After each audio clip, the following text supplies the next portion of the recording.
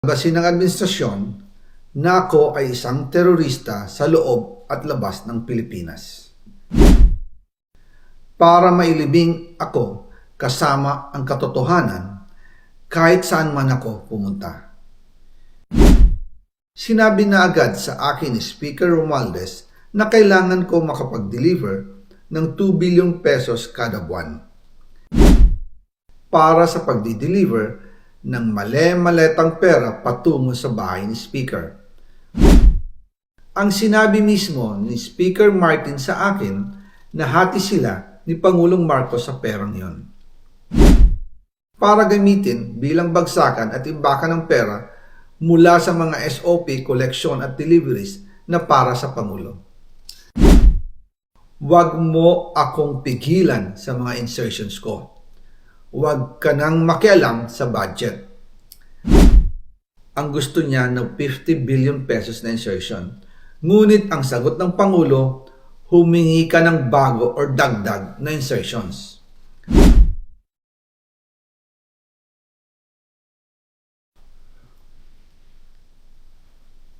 Magandang araw po sa inyong lahat. Bago ko ipagpatuloy ang aking paliwanag, nais ko munang magpasalamat sa inyo. Maraming salamat sa inyong bukas na isipan, sa inyong pasensya, at sa pagtanggap ninyo sa mga impormasyong aking ibinabahagi. Alam kong hindi madali ang mga paksang ito. Mabibigat at mahirap tanggapin. Hindi po ako makauwi dahil malaki ang banta sa buhay ko. Ngayon naman, ay meron kaming natanggap na balita. Papalabasin ng administrasyon na ako ay isang terorista sa loob at labas ng Pilipinas. Para mailibing ako kasama ang katotohanan kahit saan man ako pumunta. Pero mahalagang malaman ng taong bayan ang katotohanan. Muli, taos-puso akong nagpapasalamat sa inyong pakikinig. Una po sa lahat, sinasabi ng ICI at ni Henry Alcantara na 21 billion pesos daw ang napunta sa akin. Hindi po totoo yun. Wala akong natanggap na ganyang halaga. Ang totoo, mula 2022 hanggang 2025, ang kabuuang pera na dumaan sa akin para ibigay kay Pangulong Bongbong Marcos at kay dating Speaker Martin Romualdez ay umabot sa 56 billion pesos at hiwalay pa dyan ang 100 billion pesos insertion ng Pangulo sa 2025 budget. Pati na rin ang 97 billion pesos flood control insertion na inilagay sa NEP ng 2026 national budget. Balikan natin kung paano ito nagsimula. Noong 2022, kakaupo ko pa lang bilang chairman ng House Committee on Appropriations, sinabi na agad sa akin ni Speaker Romualdez na kailangan ko makapag-deliver ng 2 billion pesos kada buwan. Makalipas ang ilang araw, tumawag sa akin si Yusek Bernardo. Sabi niya, kailangan ng tulong ng Bulacan sa problema nila sa baha.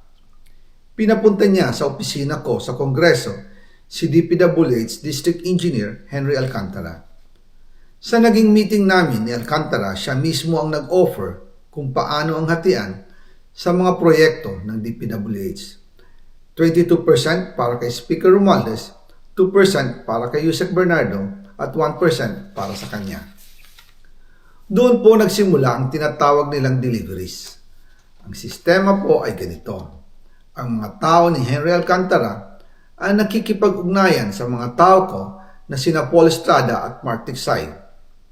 Sila ang tumatanggap na pera mula sa mga tao ni Alcantara. Minsan sa bahay ko sa Valle Verde, minsan naman sa BGC parking. Pagkatapos nilang makuha ang pera, sila Mark at Paul naman ang nag-aayos o nakikipag-coordinate sa tauhan ni Speaker Martin Romualdez na si Jocelyn Sereno para sa pagdi-deliver ng male-maletang pera patungo sa bahay ni Speaker. Una, sa North Forbes Park sa McKinley Drive at nang lumipat siya sa number 14 Nara Street, South Forbes Park. Gusto ko pong linawin, hindi ako nakikialam sa mismong proseso ng paghatid. Dumaan lang po sa akin ang pera na agad dinideliver kay Speaker Romualdez. Ako lang po ang nagko-confirm sa text kay Speaker kapag nadala na ang pera sa bahay niya. At lahat ng ito, mula sa unang utos noong 2022 hanggang sa huling delivery noong 2025. Umabot sa mahigit 55 billion pesos plus ang naihatid sa bahay ni dating Speaker Martin Romualdez. Madalas hindi nabubuo ang hinihinging 2 billion pesos bawat buwan ni Speaker, kaya iyan ang final total.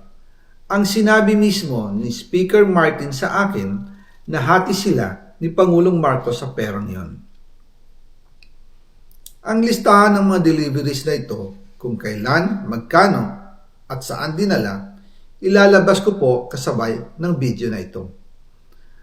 Noong November 2024, habang nasa proseso kami ng pagtatalakay ng budget, nakipag-meeting sa amin ni Speaker Martin si Yusek Jojo Cadiz. Sabi niya, masama raw ang loob ni Pangulong Marcos, wala raw siyang natatanggap na remittance.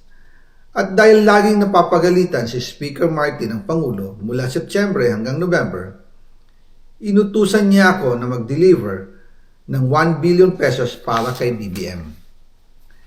Ayon pa kay Yusek Jojo, nang ipaalam niya ito sa Pangulo, ang utos sa kanya ng Pangulo ay mag-ingat at siguraduhin si Yusek Jojo lang ang maghahatid. Ang instruction po sa akin ni dating Speaker Martin Romualdez ay dalhin sa number 30 Tamarind Street, South Forbes Park at ibigay kay Yusek Jojo Cadiz dahil ito raw ang drop-off point na malapit sa bahay ng Pangulo.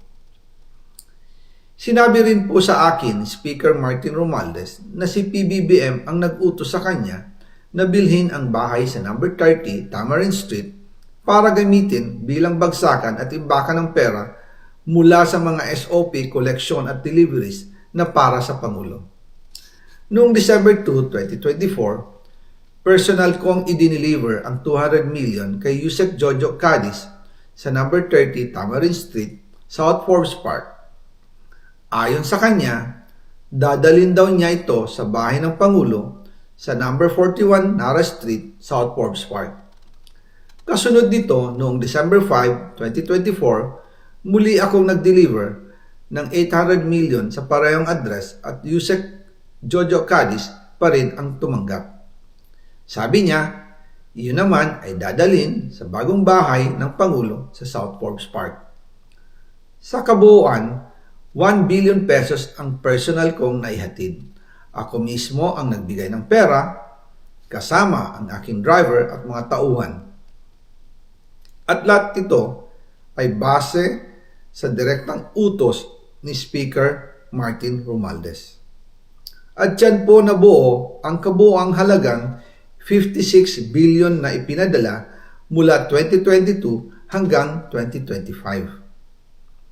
Pero kahit na i-deliver na ang 1 billion pesos para kay Pangulong Marcos at kahit na isama na rin sa 2025 budget ang 100 billion pesos insertion sa pamamagitan ng BICAM Committee, ayon mismo sa utos ng Pangulo, nagagalit pa rin daw si BBM.